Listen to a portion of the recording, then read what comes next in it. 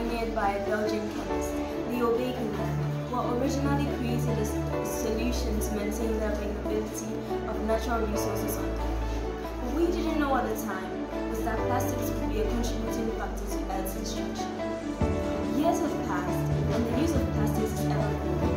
Current global statistics show that there is about 6.3 billion tons of plastic waste in the world. Out of this, only 9% are being successfully recycled, leaving the rest contributing negatively to climate change through plastic pollution. In the US, approximately 23.5 million people live in food deserts.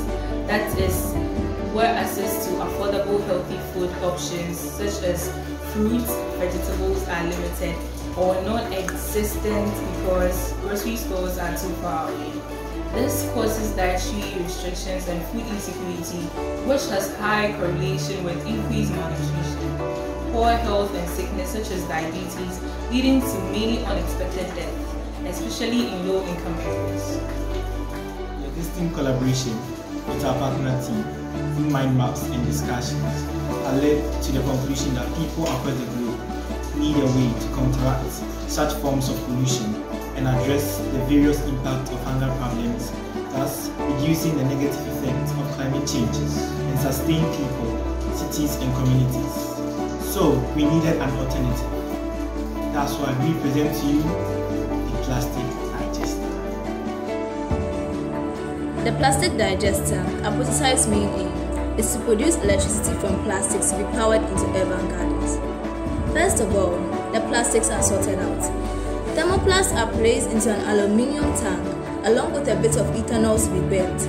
A tube that connects a fan to supply oxygen aids in the combustion process, producing carbon dioxide and water vapor. The products are then channeled through a tube which contains a catalyst converter to separate dark particles, which converts hydrocarbons, carbon monoxide and nitrogen oxides into carbon dioxide, oxygen and nitrogen. And they move into another tank where it is pressurized to increase temperature and rate of the reaction. Pressurized CO2 will be released into a vessel. We have decided to call the reactor that contains seawater. There, a chemical reaction between seawater and carbon dioxide will take place, resulting in carbonic acid, which dissociates into hydrogen ions and bicarbonate ions, causing charges to move through the cathode and an anode in the reactor. The power produced will be used to light up LEDs, specifically blue and red bulbs. Per our research, the use of LEDs in growing crops not only streamlines ventilation processing cost, but also lowers environmental impact. It allows a highly controlled environment for plants, greatly reducing the need for pesticides and chemical treatments. Blue and red LEDs have the highest photon efficacy.